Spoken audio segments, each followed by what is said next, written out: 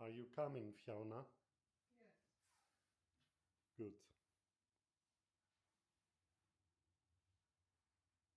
Σήμερα θα κάνουμε μια βόλτα στην περιοχή του Reading, λίγο έξω από το Reading, όπου μένουμε.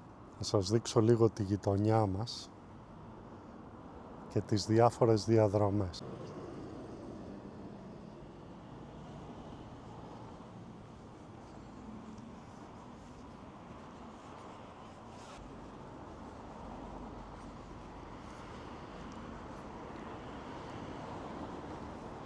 Εδώ τα παιδιά μόλις τελείωσαν από το σχολείο. Τελευταία μέρα στο σχολείο σήμερα πριν τα Χριστούγεννα. Αυτός ο τεράστιος χώρος εδώ απέναντι ανήκει στο Πανεπιστήμιο του Reading. Ήταν κομμάτι του κάμπους του Πανεπιστημίου του Reading και είναι ανοιχτό στον τοπικό πληθυσμό. Μπορείς να περπατήσεις μέσα, είναι ένα είδος πάρκου τώρα. Στο βάθος είχαν κάνει στη δεκαετία του 60-70 ένα σύμπλεγμα σχολείων, τα οποία βέβαια λειτουργούν και σήμερα. Έχουμε πολλά σχολεία εδώ στη γειτονιά.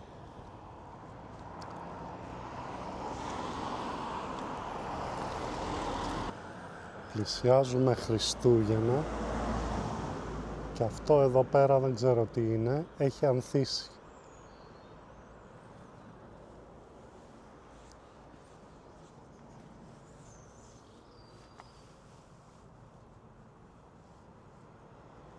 Γενικά φέτος ως τώρα είχαμε πολύ ήπιο καιρό. Η θερμοκρασία τώρα είναι γύρω στους 10 βαθμούς Κελσίου. Η αλήθεια είναι ότι και εδώ ο χειμώνας έρχεται λίγο πιο αργά τα τελευταία χρόνια, τις τελευταίες δεκαετίες, κάπου εκεί από Χριστούγεννα και μετά. Ιανουάριο-Φεβρουάριο στην ουσία. Αυτή εδώ είναι μία διπλή γέφυρα. Από πάνω είναι ένα είδος αυτοκινητόδρομου, μάλλον δρόμος ταχείας κυκλοφορίας, που ενώνει το Reading με το Bracknell, άλλη μια πόλη, μικρή πόλη εδώ κοντά, και δίπλα είναι η γέφυρα του τρένου, σιδηροδρομική γέφυρα. Το Reading είναι ένας κεντρικός κόμβος του σιδηροδρομικού δικτύου της Αγγλίας, της Νότιας Αγγλίας. Από εδώ μπορείς να πας σχεδόν παντού στη χώρα, εκτός από το Λονδίνο, το οποίο απέχει από 30 λεπτά έως μία ώρα με το τρένο. Μπορείς να πας Birmingham, μπορείς να πας Εδιμβούργο από εδώ απευθείας. Μπορείς να πας Οξφόρδη φυσικά και δυτικά προς το Bristol. Εδώ είναι τα όρια του Palmer Park. Palmer, ο οποίος ήταν ένας δωρητής κατά κάποιον τρόπο, το 1860-70 μέχρι το 1900. Ήταν ένας βιομήχανος, γιατί το Reading είχε ένα τεράστιο εργοστάσιο που παρήγαγε μπισκότα, τα οποία μπισκότα φεύγαν για όλη τη Βρετανική Αυτοκρατορία. Ίσως ήταν ένα από ίσως το μοναδικό εργοστάσιο στη Βρετανία που παρήγαγε μπισκότα. Βέβαια αυτό έχει κλείσει, νομίζω έκλεισε στη δεκαετία του 50. Δεν πάβει όμως να έχει αφήσει το στίγμα της σε αυτή την πόλη εδώ. Όταν λέω στίγμα εννοώ μεγάλα πάρκα που κληροδότησε ο Palmer στην πόλη του Reading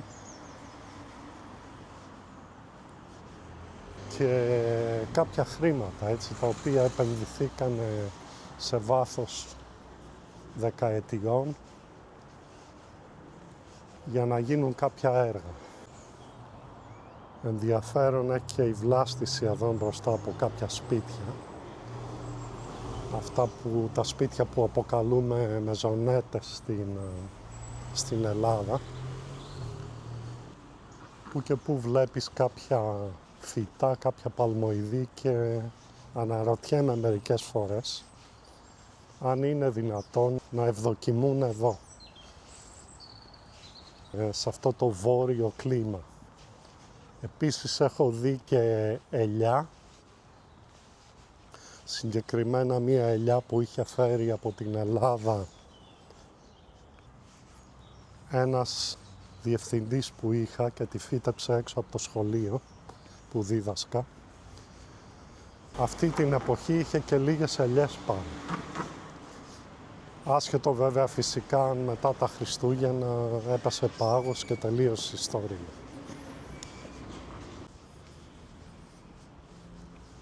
Fiona, are you warm enough?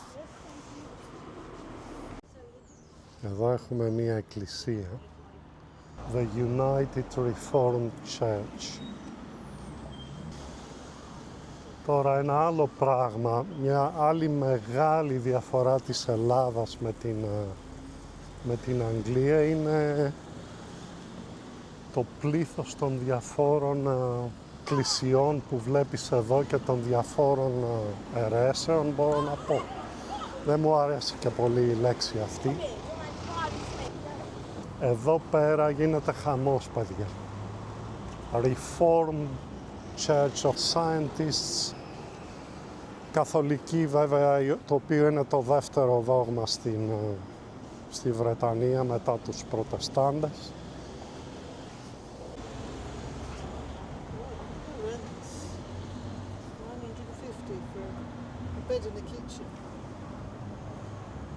$950 for a bed and a kitchen. Bed in a kitchen. In a kitchen, yeah. Λοιπόν, εδώ είναι ένα κομμάτι, μια συνοικία η οποία είναι πολυπολιτισμική. Εδώ έχουμε τα πάντα από Πακιστάν, Μπαγκλαντές, Νότια Ινδία, Βόρεια Ινδία, Νεπάλ, Κίνα. Έχει ενδιαφέρον βέβαια. Έχει ενδιαφέρον.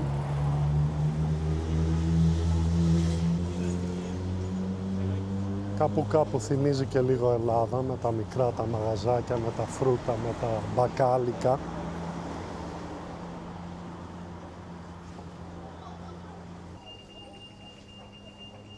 Σπάνια ερχόμαστε εδώ. Σήμερα ήρθα εδώ για το ταχυδρομείο. Για να επιστρέψω κάτι που πήρα από το Amazon.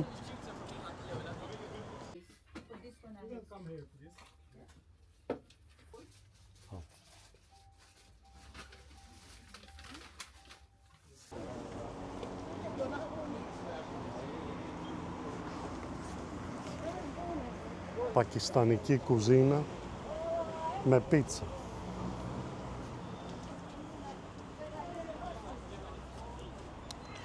Αυτό εδώ είναι ένα από τα καλύτερα καταστήματα εργαλείων στη Νότια Αγγλία. Είναι απίστευτο. Βρίσκεις τα πάντα. Εργαλεία για ξυλουργική, για μέταλλα, για τα πάντα.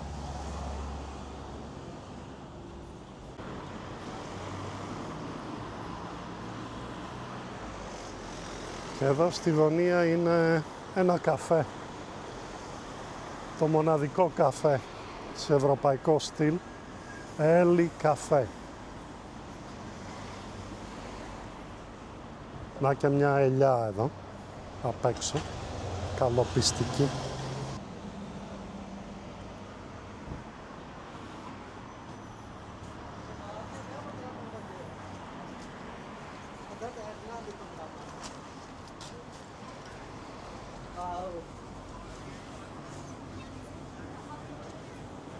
Χάλα, λιβανέζικο εστιατόριο.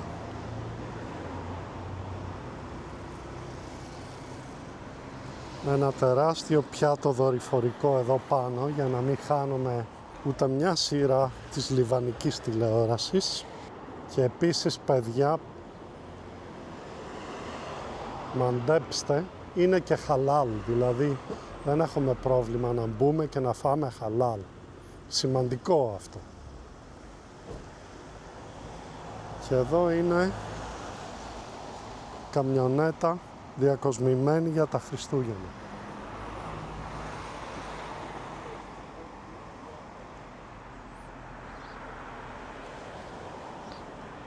Με το έλκυθρο πάνω και το ελάφι του Αγίου Βασίλη.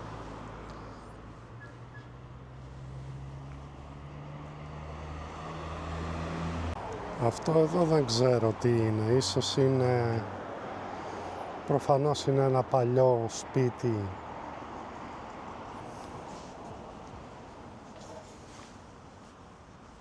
το οποίο έχει μετατραπεί μάλλον σε οίκο ευγυρίας, κάτι τέτοιο, φαντάζομαι.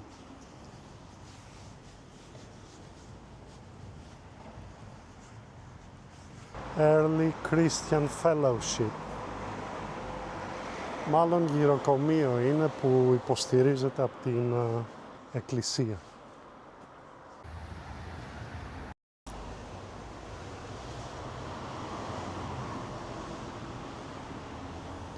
Mount Zion Church. Τώρα ποιοι είναι αυτοί, ούτε η μαμά τους δεν τους ξέρει. Παρ' όλα αυτά υπάρχουν.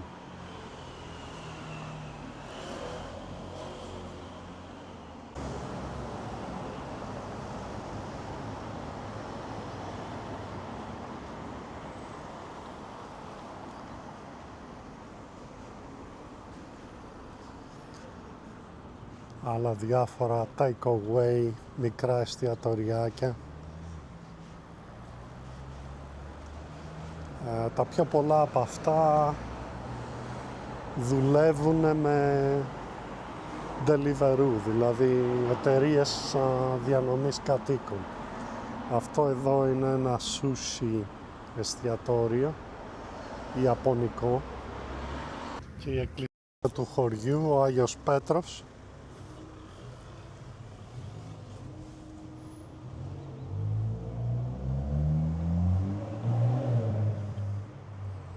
Και το κημητήριο.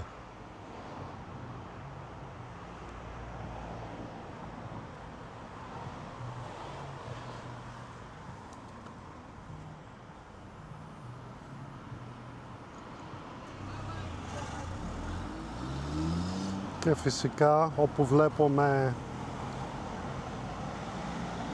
τάφους ή ομαδικούς τάφους με στεφάνια, μάλλον αυτό είναι μνημείο, δεν είναι τάφος, δεν ξέρω. Με στεφάνια κόκκινα, με κόκκινες παπαρούνες, είναι προς τιμήν των πεσόντων στους δύο πολέμους, πρώτο και δεύτερο παγκόσμιο πόλεμο.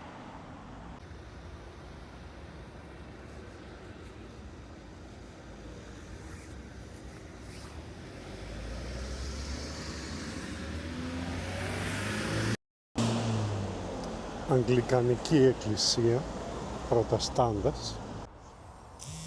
Και εδώ είναι η γέφυρα πάνω από έναν από τους σιδηροδρομικούς άξονες Λονδίνου Δύσης, Δυτικής Αγγλίας, που βέβαια περνάει και σταματάει στο Ρέντινγκ.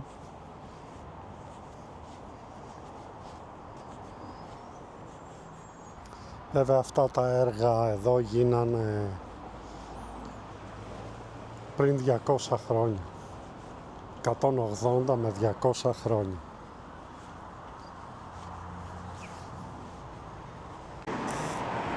Αυτό εδώ είναι ένα από τα παλαιότερα σπίτια της περιοχής, μεσαιωνικό. Έχει συντηρηθεί και το έχουν επεκτείνει κατά κάποιον τρόπο. Αλλά φαντάζομαι ότι εδώ στην περιοχή θα ήταν το μόνο σπίτι. Πολύ παλιό κι αυτό, ίσως λίγο πιο πρόσφατο από το προηγούμενο. Δεν είμαι σίγουρος, θα κοιτάξω να δω την ιστορία του. Ξέρω πάντως ότι είναι τα δυο παλαιότερα σπίτια της περιοχής.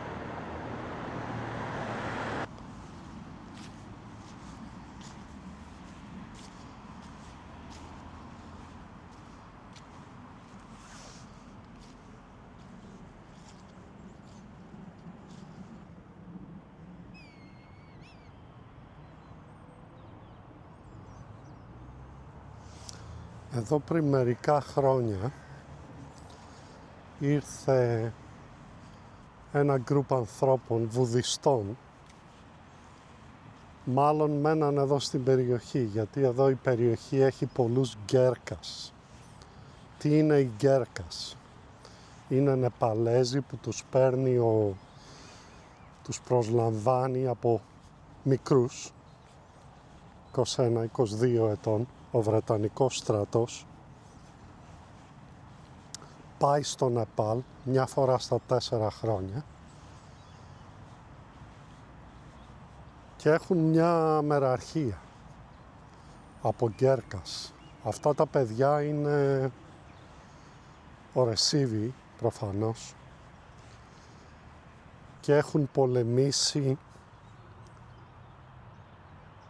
και στον πρώτο νομίζω παγκόσμιο πόλεμο και στο δεύτερο παγκόσμιο πόλεμο, κυρίως κάτω στην Ασία, εκεί που υπήρχαν οι αποικίες της Μπούρμας και της Ινδίας και αυτοί βέβαια ήρθαν εδώ στην Αγγλία, κάναν οικογένειες. Το Ρέντινγκ έχει πάρα πολλούς γκέρκας, βουδιστές. Είναι πολύ διακριτικοί, είναι ένας εξαιρετικός λαός, εργατική, ένας κλασικός λαός της Ανατολικής Ασίας, ήσυχος. Αυτό το κέντρο εδώ που πήραν ένα σπίτι μιας οικογένειας ήταν, το αγοράσανε και το μετατρέψαν σε ναό.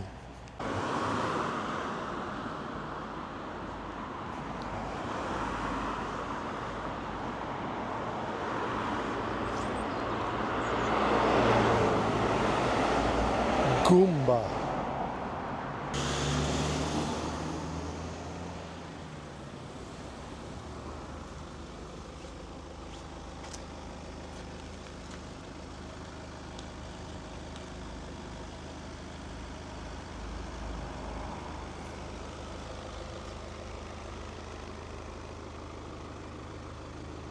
Ναι, μόλις μπήκα μέσα, μόλις μίλησα με έναν κύριο από το Νεπάλ και ναι, επιβεβαίωσε ότι η νεπαλέζικη κοινότητα έστησε αυτό εδώ το μέρος. Ήταν λίγο βιαστικός και δεν μπόρεσα να του μιλήσω στην κάμερα. Γενικά είναι πολύ ανοιχτοί, δεν έχουν θέμα μην μπεις μέσα με κάμερα ή δεν έχουν δηλαδή τίποτε να κρύψουν και είναι πολύ περιληπτικοί σε αντίθεση με κάποιες άλλες θρησκείες και κάποιες άλλες κοινότητες εδώ της περιοχής. Έχουν τέντα έξω στον κήπο, μεγάλη τέντα. Και πραγματικά μια μέρα θα ήθελα να πάω να μιλήσω με κάποιους. Πιστεύω θα είναι ένα ενδιαφέρον βίντεο. Αν και να σας πω, από άποψη θρησκείας, δεν με ενδιαφέρει ιδιαίτερα τι πιστεύει ο καθένας. Αυτό που με ενδιαφέρει πιο πολύ είναι πώς αυτές οι θρησκείες διαμόρφωσαν το χαρακτήρα και τον πολιτισμό του κάθε λαού. Και πιστεύω ο βουδισμός έχει προσφέρει πάρα πολλά σε αυτούς τους λαούς. Και επαναλαμβάνω, χωρίς να το θέτω σε καθαρά θρησκευτικά όρια, τους έχει προσφέρει πάρα πολλά. Την υπομονή, την εργατικότητα, τη θέση που έχουν όλα τα πλάσματα πάνω σε αυτόν τον πλανήτη και το σεβασμό που πρέπει να έχουμε και προς αυτά και προς τη φύση. Το σεβασμό που πρέπει να έχουμε απέναντι στους άλλους ανθρώπους. Εδώ επιστρέψαμε στη γειτονιά μας.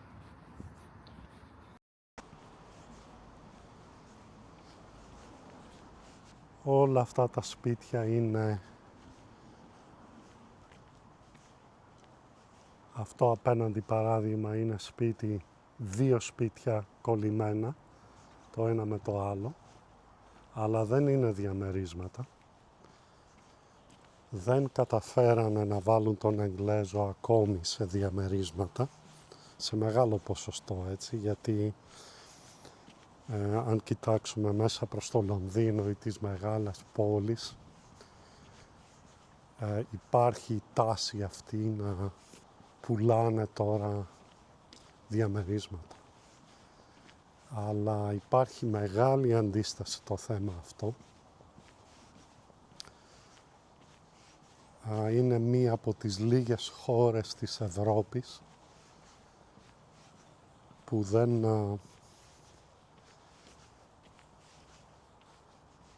ζει σε διαμερίσματα. Ένας από τους λίγους λαούς της Ευρώπης που δεν καταφέραν να τους βάλουν σε διαμερίσματα ακόμη. Πιστεύω είναι θέμα χρόνου, με τις τιμές της κατοικίας τώρα, ειδικά εδώ στην νοτιοανατολική Αγγλία, οι νέοι δεν έχουν άλλες επιλογές.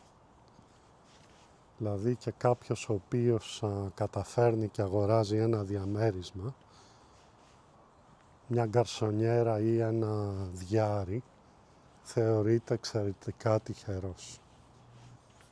Αυτή ήταν η βόλτα μας για σήμερα στο Επανιδίν.